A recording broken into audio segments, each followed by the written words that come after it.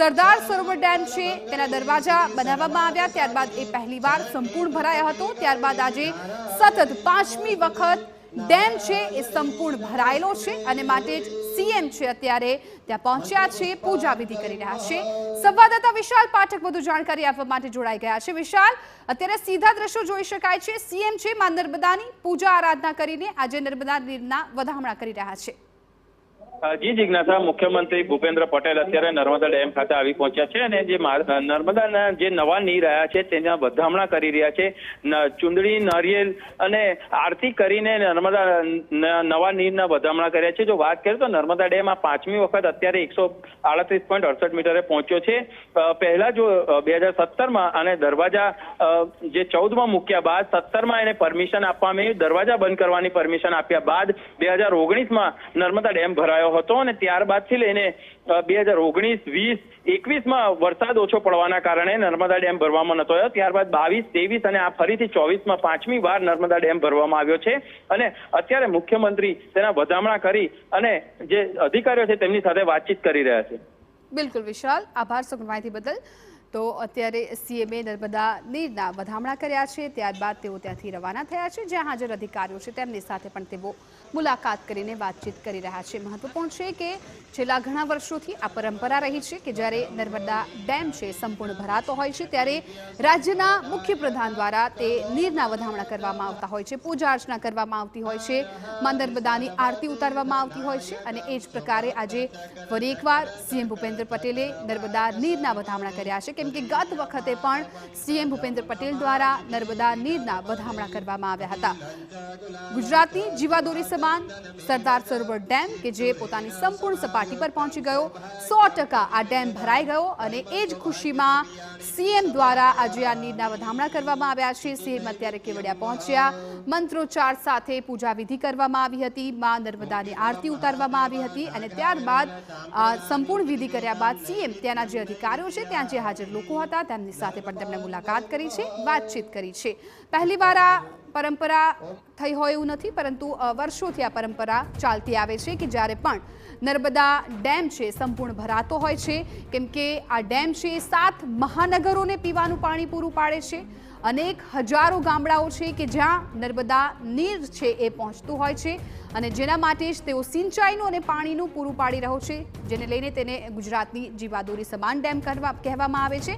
અને આ ડેમ જ્યારે સંપૂર્ણ ભરાય છે ત્યારે રાજ્યના મુખ્યપ્રધાન આ ડેમના નીરના વધામણા કરતા હોય છે, માં નર્મદાની પૂજા આરાધના કરતા હોય છે, આરતી ઉતારતા હોય છે અને આ નીરને વધાવતા હોય છે, કેમ કે હવે આ પાણી છે આખા વર્ષ દરમિયાન ગુજરાતના ઘર ઘર સુધી પહોંચશે, લોકોના ખેડૂતોના ખેતરો સુધી પહોંચશે, કેમ કે સિંચાઈ માટે પણ નર્મદાનું પાણી ઉપયોગમાં લેવાતું હોય છે અને પીવા માટે પણ નર્મદાનું પાણી ઉપયોગમાં લેવાતું હોય છે। એટલે એ જ માટે આજે સંપૂર્ણપણે સિઝનમાં પહેલીવાર આ ડેમ છે એ ભરાઈ ગયો છે, જેની ખુશીમાં સીએમ દ્વારા નર્મદા નીરના વધામણા કરવામાં આવ્યા હતા।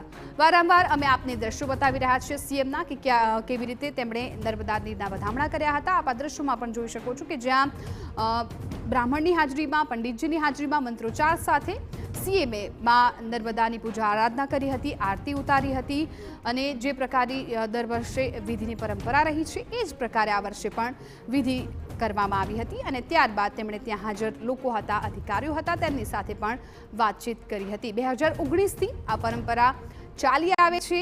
સતત 5મી વખત એવું બન્યું છે કે નર્મદા ડેમ છે એ સંપૂર્ણ ભરાઈ ગયો છે, 100% તેની સપાટી પર પહોંચી ગયો છે અને ત્યારબાદ સીએમ દ્વારા આ નીરના વધામણા છે એ કરવામાં આવ્યા છે। 7 એવા મહાનગરો છે કે જ્યાં નર્મદાનું પાણી પહોંચે છે, અનેક એવા શહેરો છે કે જ્યાં પાણી પહોંચે છે, ગામડાના ખૂણે ખૂણે નર્મદાનું પાણી પહોંચતું હોય છે। ઘણી એવી જગ્યાઓ છે કે જ્યાં દિવસમાં 2 વખત નર્મદાનું પાણી આવતું હોય છે। એટલે જે ગુજરાતની જીવાદોરી સમાન નર્મદા ડેમ છે એ ડેમ સંપૂર્ણ ભરાઈ ગયો છે। સતત 5મી વખત આ ડેમ ભરાતા તેના વધામણા છે કરવામાં આવ્યા છે। સીએમ ભૂપેન્દ્ર પટેલ ગત વર્ષે પણ કેવડિયા પહોંચ્યા હતા, નર્મદા નીરના વધામણા કર્યા હતા અને આજે ફરી એકવાર સીએમ ભૂપેન્દ્ર પટેલ દ્વારા નર્મદા નીરના વધામણા કરવામાં આવ્યા છે। સંવાદદાતા કિંજલ મિશ્રા ફોન લાઈન પર જોડાઈ ગયા છે। કિંજલ, વર્ષોથી આ પરંપરા રહી છે, 2019થી જે નર્મદા નીર છે તેના વધામણા કરવામાં આવતા હોય છે અને આજે ફરી એકવાર સીએમ ભૂપેન્દ્ર પટેલે નર્મદા નીરના વધામણા કર્યા છે। જે બિલકુલ 12:39નું વિજય મુહૂર્ત હતું જે નક્કી કરવામાં આવ્યું હતું. નર્મદા નીરની આજે વધામણા હતા. સીધા દ્રશ્યો જોઈ શકીએ છીએ કે મુખ્યપ્રધાનની સાથે જે તે પરંપરા રહી છે. મુખ્ય સચિવ રાજકુમાર તેમની સાથે જે સરકારના જે ઉચ્ચ અધિકારીઓ છે તે ઉપસ્થિત છે. તેની સાથે વાત કરવામાં આવે તો જે જનપ્રતિનિધિઓ છે તે ત્યાં હાજર છે. નર્મદાની સપાટી હંમેશા જ્યારે વધતી હોય છે અને જે નર્મદાના સંપૂર્ણ ભરાતો હોય છે ત્યારે આ પ્રકારે જે વધામણા હોય છે તે કરાતા હોય છે. જોકે નર્મદા નીરના વધામણા પહેલા ત્યાંના જે બાળકો છે બાળકો સાથેની પણ જે સાહજિક તસવીરો હતી તે પણ મુખ્યપ્રધાનની સામે આવી હતી કે જે રીતે બાળકો સાથે તે સાહજિક રીતે મળ્યા હતા, વાતચીત કરી હતી. ત્યારબાદ જે દ્રશ્યો જોવા મળ્યા કે તેની અંદર નર્મદા ડેમ પર પહોંચતા પહેલા જે નર્મદાની સપાટી હતી તેના અલગ અલગ જે વિષયો હતા તેની પર પણ જે અધિકારીઓ છે તેની સાથે ચર્ચા હતી તે કરી હતી.